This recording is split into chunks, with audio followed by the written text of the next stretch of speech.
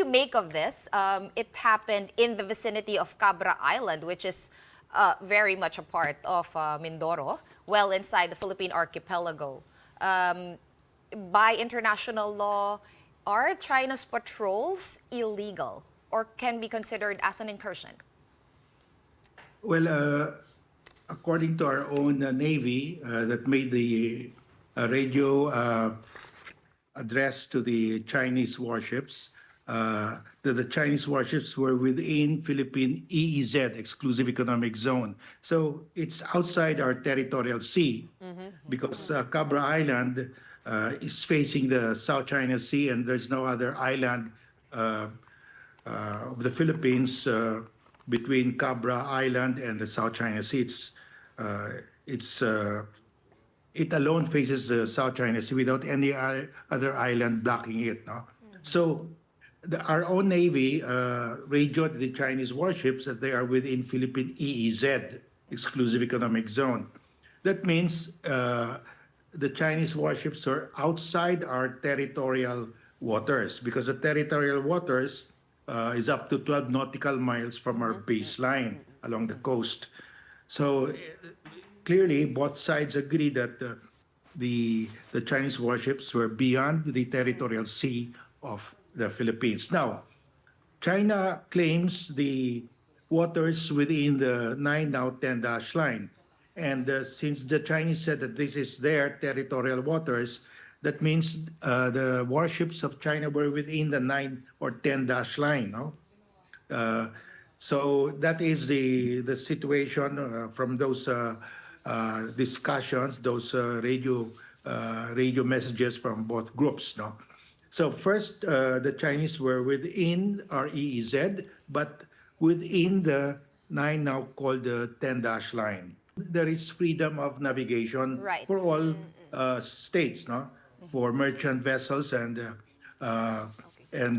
warships. So the Chinese could claim that they had the right to be there because there's freedom of navigation. But they were wrong in saying that they had jurisdiction over those waters because that's our EEZ.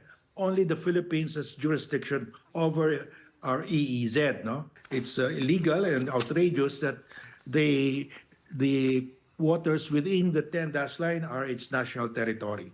So was it, or can we consider it, based on international law, as an incursion, given that there is freedom of navigation within the EEZ? No, it's not an incursion because it was in the exclusive economic zone of the Philippines where there's freedom of navigation and overflight. That's why our own Navy said that, we don't mind them. They are in the EEZ. There's freedom of navigation. Kung napadaan po yung Chinese vessels, Chinese Navy vessels sa territorial sea natin, does that constitute as right of innocent passage?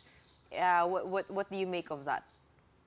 Well, there is the territorial sea is part of our territory. No? It's territory in the sea. But the only difference is that the territory in the sea is subject to innocent passage of foreign merchant and warships. And that means that they can pass, but they have to make an innocent passage. Innocent passage means they cannot loiter, they cannot do research, they cannot fish, they cannot conduct military drills. It has to be a straight passage and continuous.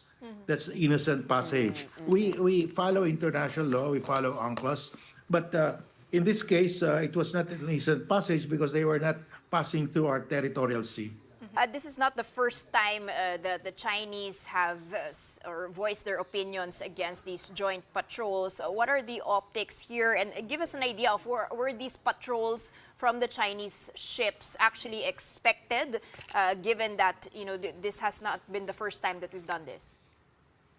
Well, we should expect all foreign warships to pass through our EEZ because that's allowed under international law. There's freedom of navigation and overflight. We cannot complain because we also will be passing through the EEZ of other countries. But what we should object is that Chinese claim that this is part of their territorial waters because the radio message from the Chinese warship is that they had jurisdiction over the area because it's part of their territorial waters. That's not correct. And that has been debunked by the arbitral tribunal. In the arbitral award, the tribunal said we have a full EEZ in the West Philippine Sea. That's 200 nautical miles from our archipelagic baselines. Sir, but the patrolling is not an issue. The fact that we're conducting, joint joint patrols, and then you've got China ships shadowing. Is this an issue? Well, anybody can invoke the ruling because the ruling said we have an EEZ.